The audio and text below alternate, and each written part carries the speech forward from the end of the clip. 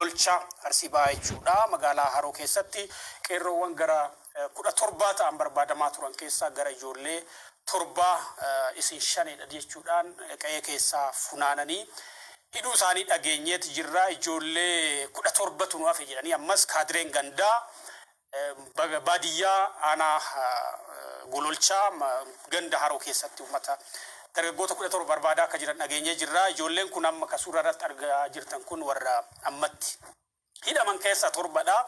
Aliyyi Jawaar, Misbaa Taaddasaa, Ziyaad Jamaal, Seef Aliyyi, Diinoo Shee Sultaan, Mubaarik Shimallis fi Aliyyoo Jamaal jedhamu. Ijoollee kana malee illee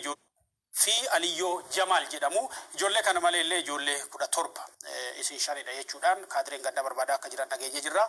Ijoollee kanneen hiikuudhaaf gara birrii 10,000 faa gaafata akka jiran gama kabiraatiin odeeffannoo achirraa nu ga'e hin mul'isa.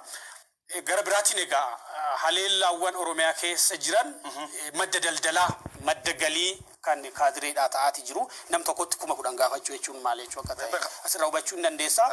Yeroon kun egaa Oromiyaa keessatti bakkee baay'eetti waytii oomishaatti ganni seenaatti kan jiru. Dargaggeessi baadiyyaadhaa maddi jiruusaa qonna ta'e maatii isaa gargaaruu hin dandeenye daldalachuu hin dandeenye.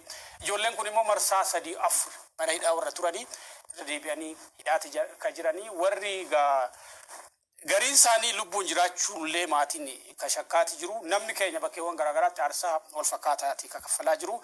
Armaan dura lixa kibbaa fi giddugaleessa Oromiyaatti namni baay'een hidhamaa manni gubachaa jumlaan ajjeefamaa ture.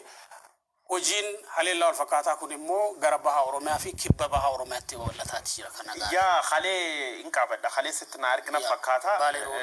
Baale roobee adon ta'ini gabaas faanaa tokko natti argite turte poolisiin intala Harargee keessatti dubartii tokko qorannoo fi edee halkan saata 4 baasee gudeedee jedhan.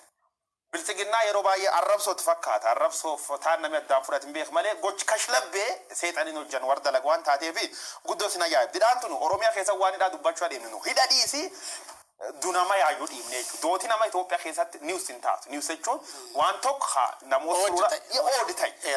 Itoophiyaa keessatti amma Abiraan Birruu